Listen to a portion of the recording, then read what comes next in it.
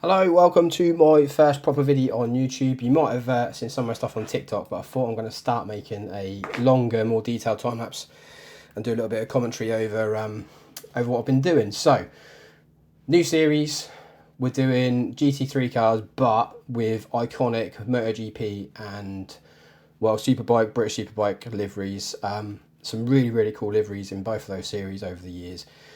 You can probably already guess where I'm going with this one. So, first thing I do with all my liveries is I start off with the base colour. Most of the time I'll go for a carbon fibre base unless I want to do metallic. So I've done a metallic base already with this one. You can see me laying down some of the basic shapes.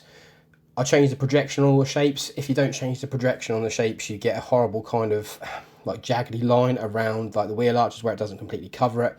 So I've gone through that, also changed how the shapes project as well. So you might have seen some of those straight lines weren't that straight to begin with. And I'm just now really following the shapes of the car. So if you haven't already guessed, this is one of probably the most iconic MotoGP liveries, which is obviously Valentino Rossi's Fiat Yamaha. I've kind of based it more around the 2008 Fiat Yamaha with some of the sponsors, a few more sponsors on that bike. The earlier bikes didn't really have as much, so I thought this would fill it up a little bit better. I've already got most of my stickers in my favourites. A lot of people don't use their favourites, so I highly recommend it. It makes it so much easier. What we're doing here, I liked the kind of Yamaha decal that you see on most of the side of the bikes. However, I didn't really want the two different colours or the other shapes around it, so I used it as basically a template to make it. I've then put another couple of decals in here. You can see using them to line stuff up. Really easy tip to do if you want things to obviously be symmetrical, be in line with each other, be parallel, especially when you're working with different height levels and different size shapes and things like that. So I'm just kind of roughly tracing the shape out. It doesn't need to be perfect. And then we obviously take it away and then you can see where it's finished off.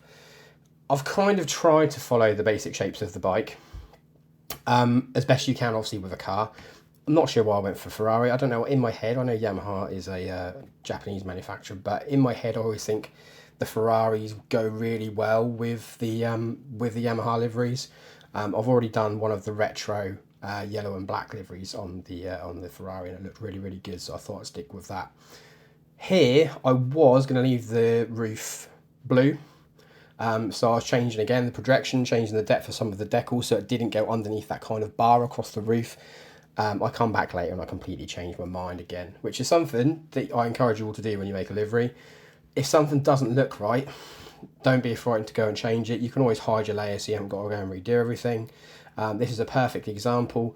Here, I want to add something underneath the lights, but I put it there for now just as a placeholder. I came back later, I really didn't like it, and I thought I'd come up with something a little bit better.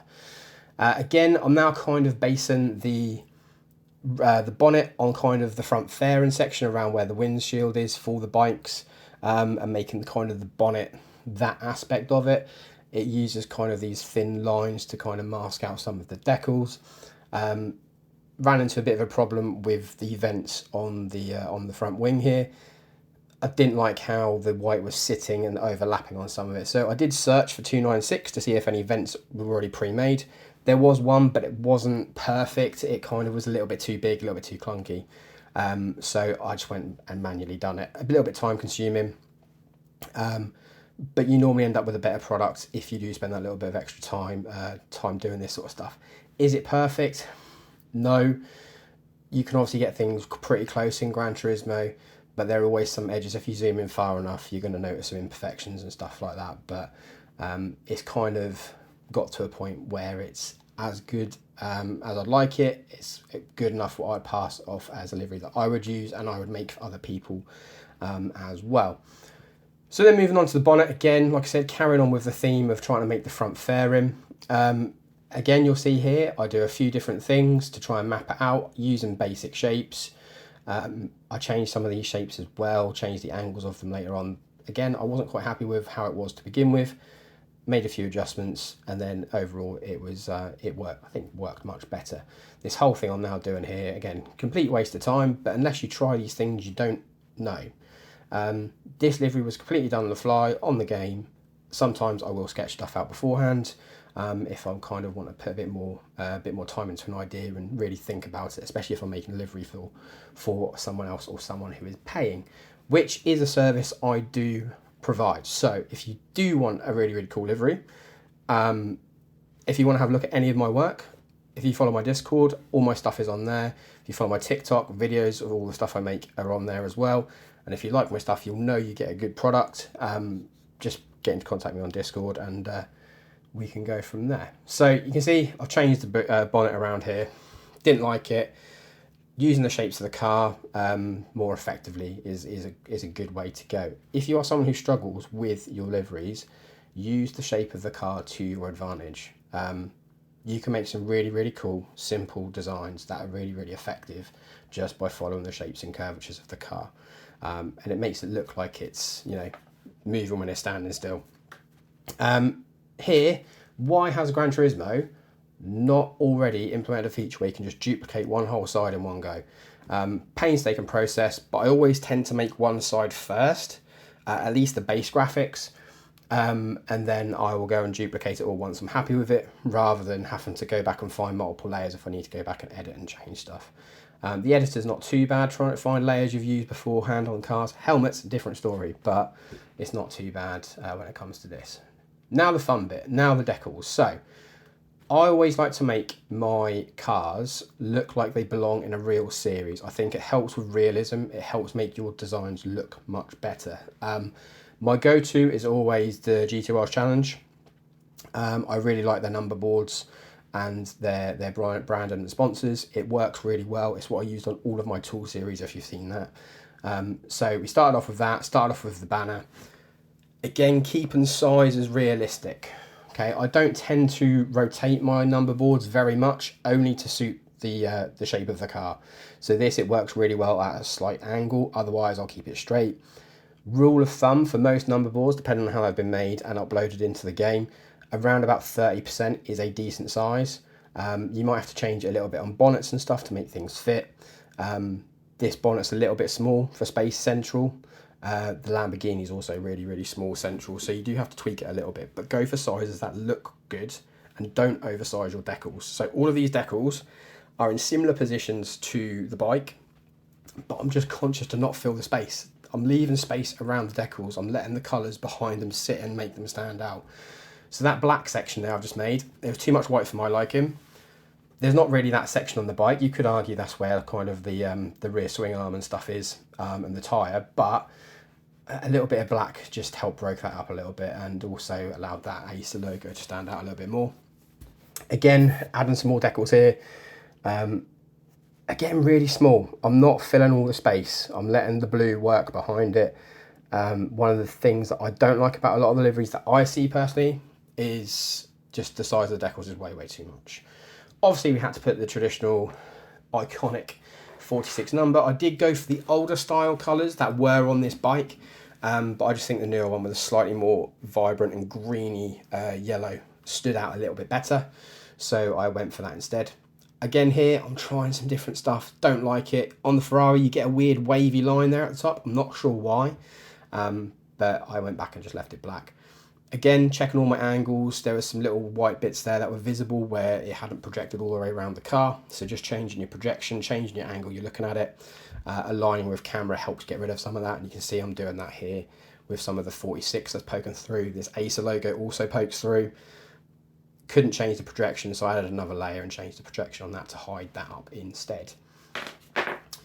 But we're getting pretty close now. We're kind of getting into the final stages. This is where it comes to the point where, like, have I done too much? Is there enough? Do I need to fill any more space? What more do I need to do? I didn't like how much white there was on the roof. I felt like it just needed breaking up. I'm still not 100% on the number on the top, but I think it looks all right. It's kind of how the front fairing looks. Again, just breaking up some of the colours, covering the kind of the engine cowl covers up, making them black as well. Checking all my angles again here. There were some hidden pieces that the white hadn't quite wrapped around. And then spoilers. Tips with spoilers. Do your end plates. Change the projection so it doesn't creep through. If you're doing a colour on the main kind of flat surface, change your projection so it goes all the way through and the depth goes all the way through, so it will go onto the rear. And then if you move your camera, and put it on the underside of the, here we go, on the underside of your spoiler. You'll be able to put decals behind it as well.